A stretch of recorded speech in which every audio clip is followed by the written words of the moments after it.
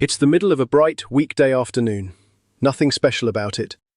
You're driving home the way you've driven home 1,000 times, back from the shops or from your daughter's, the sun low enough that you flip the visor down.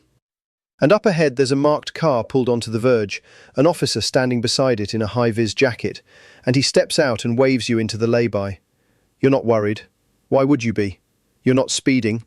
You've had nothing to drink. Your tax and your insurance are in order, and you've been driving longer than that officer has been alive. So you pull in, you put the window down, and you get ready to be polite and get on with your day. And he leans down, perfectly pleasant, and says something you were not expecting at all. He points off down the road, at a car parked 40 or 50 yards away, and he says, "Before anything else, can you read that number plate for me?" And right there in that friendly little request is a trap that almost nobody in this country sees coming. Because every other question in this video series, every one is a question you have a choice about. This one is not. This is the single roadside request that you cannot lawfully refuse. Refusing it is an offence all by itself, and most people have no idea. And the one thing people instinctively say back, the honest, helpful, decent thing, "Oh, I'd need my glasses for that," is very often the sentence that costs them their licence. So in the next few minutes, I'm going to give you one sentence entirely lawful that protects you at that roadside without making you look like you're being difficult and without you refusing anything. And I'll show you the exact piece of legislation behind it and the exact distance the law says you have to manage. And stay with me right to the end, because reading that plate is not where this ends. There is a second stage. What that officer does in the 10 minutes after you either pass or fail, and it is far more serious than the test itself. It can strip your licence before you have got home and put the kettle on. That's the part nobody warns you about, and it's the part you actually need. I'm Oliver Bennett. For 15 years I defended people in police stations and courtrooms across England and Wales, and I have sat with people who lost their licence in an afternoon, and with it, their independence, the shopping, the hospital appointments, the grandchildren on a Sunday. This isn't legal advice, it's the plain English version of what I wish every driver in this country understood before they were ever waved into a lay-by. Let's start with why this matters so much more than people assume. If you fail a roadside eyesight test in this country, the officer does not simply give you a telling off and send you on your way. He does not give you 7 days to sort it out. What he can do is report you directly to the DVLA immediately through a fast-track route, and a decision to revoke your licence can be made within hours, not weeks, hours. There are drivers in this country who have been stopped in the early afternoon and have been legally off the road before the evening. Somebody else, very often, has to come and collect the car. And there's a reason that power exists, and I want you to know it, because it explains everything about how seriously the police take this. It is called Cassie's Law. Cassie McCord was 16 years old, from Colchester in Essex, and she was killed when a driver lost control of his vehicle. He was 87. And it emerged afterwards that police had tested his eyesight days earlier, and he had failed. But at the time there was no mechanism to act quickly, so he was allowed to keep driving. Cassie's mother campaigned, and in 2013 the law changed, and now the police can go straight to the DVLA and have a licence revoked urgently. Hundreds of licences have been taken this way. I tell you that for two reasons. The first is that this is not officers being difficult. There is a dead child behind this power, and that is why nobody at the roadside is going to be talked round. And the second is this. Because that case involved an older driver, there is an assumption in the air, and you need to be ready for it rather than surprised by it. Now, the law itself, plainly, because this is where people go wrong. The provision is Section 96 of the Road Traffic Act, 1988. In plain English, it makes it an offence to drive on a road when your eyesight is worse than the required standard and you are not wearing the glasses or lenses that would correct it. Note that carefully. The offence is not having imperfect eyesight. Half the drivers in this country have imperfect eyesight. The offence is driving with it uncorrected. The standard itself is a number plate at 20 metres in good daylight. If it's one of the older style plates, it's 20.5 metres. And here is the part that matters most, the part I want you to hold on to. You are tested wearing whatever correction you would normally be wearing to drive. Glasses on, contact lenses in. That is not a loophole, and it is not a favour. It is the standard itself. The law is asking whether you can see well enough when properly corrected, not whether you have superhuman eyes. There are two other limits worth knowing. The test has to be done in good daylight, which in practice means roughly between 8 in the morning and 9 at night. And it means nobody can spring this on you at 11 o'clock at night on an unlit road. And the officer is meant to have a reasonable suspicion that your eyesight might not be up to standard. Something he's seen in your driving, or something you've said. And I'll be straight with you, because I always am. Most officers doing these checks are decent people doing a job that exists because somebody's daughter died. They are not out to ruin your afternoon. But the law gives them a genuinely serious power, and the way you handle the first 30 seconds decides an enormous amount. Now, before we get to what you should say, I want to clear out 4 things that people believe about this which are simply not true, because every one of them gets somebody into trouble.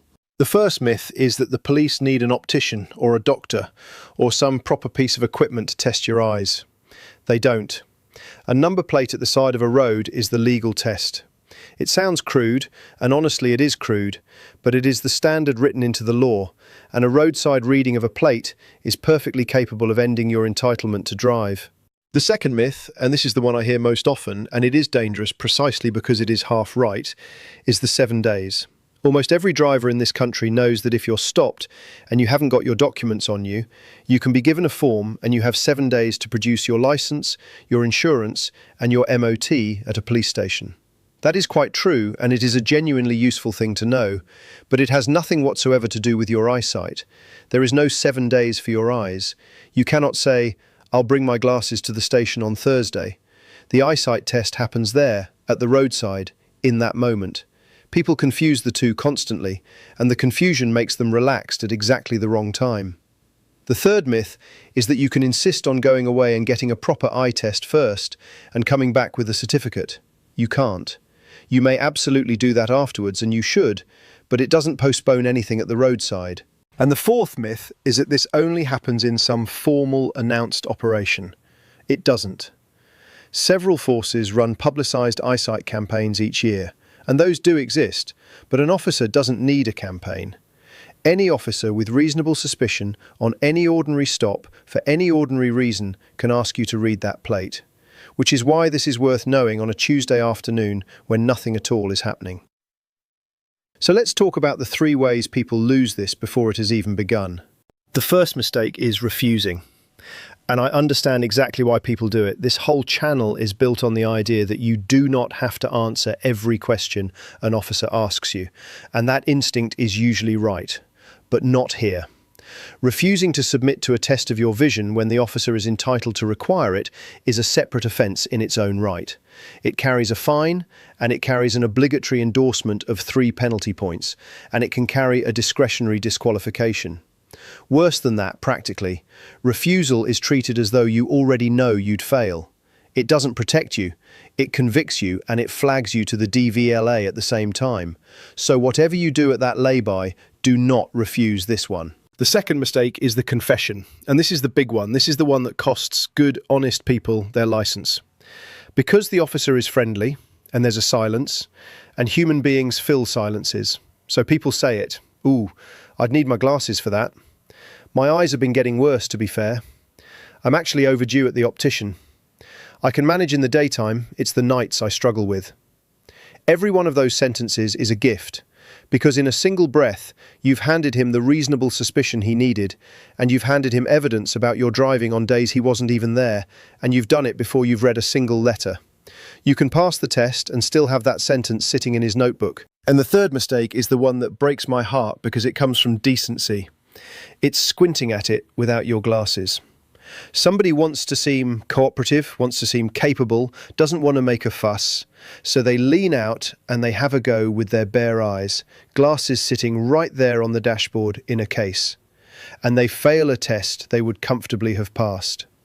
There is no rule anywhere that says you must attempt it uncorrected. Attempting it uncorrected is simply failing it slowly.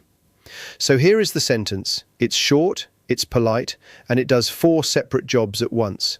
Yes, of course, I'll just put my glasses on first, as I'm entitled to. Look at what that does. Yes, of course, you have agreed instantly.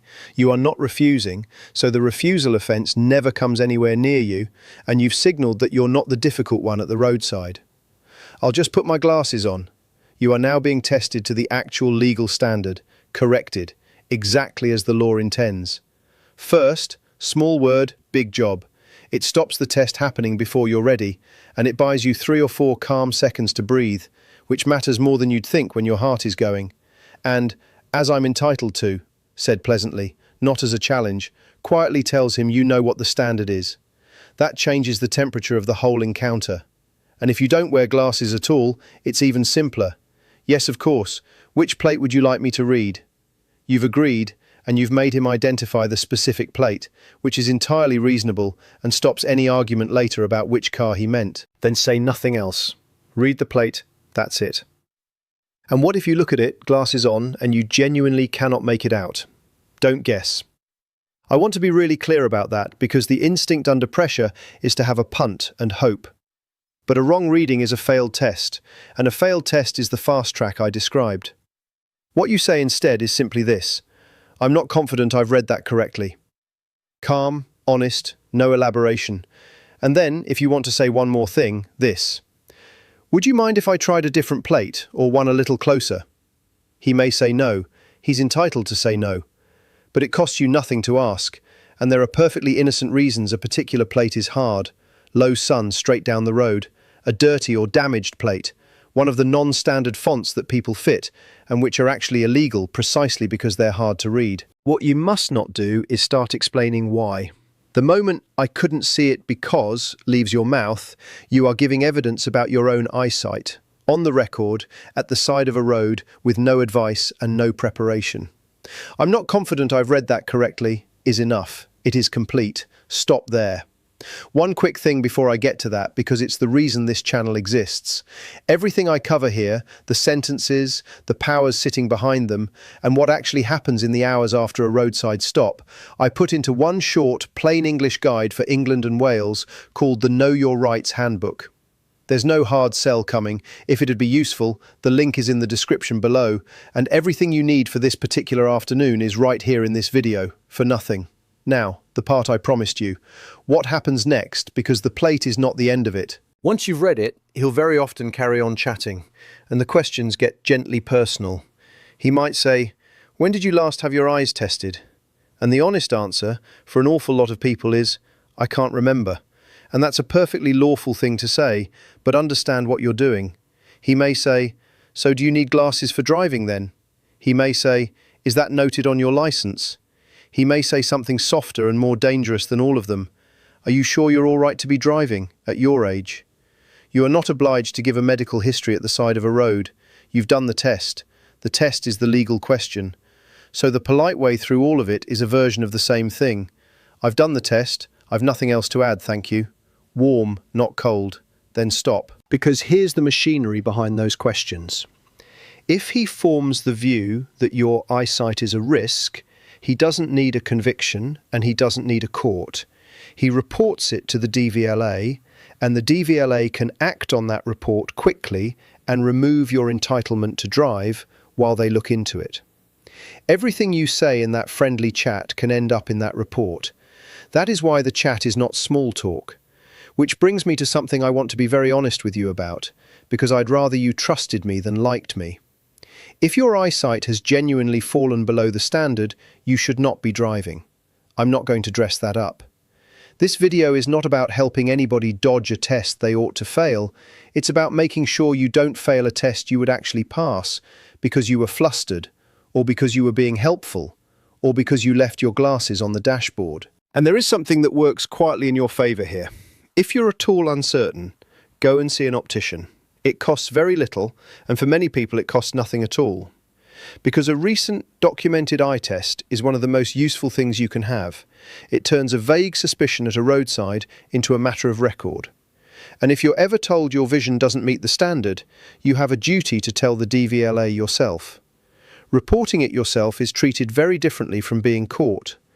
In an enormous number of cases, the answer is simply a new prescription and a note on your license saying you must wear correction, and you carry on driving, entirely lawfully, for years. And because I never want to leave anybody frightened without also telling them what to do, let me walk you through what actually happens if the worst version of this afternoon happens, because it is not the end of the world, and an enormous number of people get their license back. If the DVLA revokes your license on a police report, you'll be notified in writing, and the revocation is immediate. From that point, you must not drive, and driving anyway is a serious matter that also tends to invalidate your insurance, which is very often the bigger disaster of the two. So the car stays where it is. Somebody else drives it home. That evening is unpleasant, and I'm not going to pretend otherwise. But then this becomes a medical question rather than a criminal one, and the route back is well worn. You go to an optician or an optometrist and you have a proper, full eye examination, not a plate at the roadside, a real one. In a great many cases, the finding is the obvious one. Your prescription has drifted, as everybody's does, and with the right lenses you comfortably meet the standard. You then apply to the DVLA to have your license back. They'll usually want a report from the optician or your doctor, and if you meet the standard corrected, you get your entitlement returned. Very often with a note on your record that you must wear correction when driving, which, if you're honest, is a note that simply describes what you were doing anyway. It takes weeks rather than days, and it is a nuisance, but it is recoverable. What is much harder to recover from is a conviction, or an accident, or an insurer refusing to pay out because you were driving below the standard and you knew it. So if you take one practical thing from all of this, the eye test you book yourself, at a time of your choosing, is always, always better than the one conducted for you on a grass verge by a stranger in a high-vis jacket. Now let me play it out for you so you can hear how short it is when it goes properly. He waves you in. You stop, engine off, window down, hands where he can see them. He says, "Afternoon. Before anything else, can you read that number plate for me?" You say, "Yes, of course, I'll just put my glasses on first, as I'm entitled to." He says, "No problem." You take them out of the case, you put them on, you take a second, and you read it out, clearly, once. He says, "That's fine, thank you." Then he says, "When did you last get your eyes checked?" And you say warmly, "I've done the test, and I've nothing else to add, thanks very much." He nods, he tells you to drive safely, and you're gone. The whole thing is 90 seconds, and it never becomes anything. Compare that with the other version, which I've heard far too many times. He asks, you say, "Ooh, I'd need my glasses for that." He says, "Have a go anyway." You squint at it and you get one letter wrong. And now you're standing on a verge while he's on the radio, and the conversation has moved from a number plate to your medical history, and the car is going home on the back of somebody else's afternoon. Same driver, same eyesight, same glasses in the same case on the same dashboard. One sentence between the two outcomes. So quickly, what to take away? This is the one roadside request you cannot refuse, and refusing carries 3 points all on its own. The standard is a number plate at 20 metres in good daylight, wearing whatever you'd normally drive in. You are entitled to put your glasses on first, and you should. Say nothing about your eyes, your optician, or your age. And if you fail, or if you say something that worries him, the DVLA can act within hours, so the conversation afterwards matters as much as the plate. And learn this line the way you know your own registration. Yes, of course, I'll just put my glasses on first, as I'm entitled to. If this helped you, do 2 things for me. Have a look at the pinned comment where I've put that line and the section it comes from, so it's in your pocket long before you ever need it. And subscribe, because I take one of these situations apart every week in plain English, so that if it's ever you being waved into that lay-by, you already understand the rules better than most people ever will. And do me one more kindness. If you know somebody who's been driving for 40 years and has never once thought about this, someone who'd hand over their independence at the side of a road because they were trying to be helpful, send this to them today. It's 90 seconds of their time, and it could be years of their freedom. I'm Oliver Bennett. Know the line, keep it brief, and I'll see you in the next one.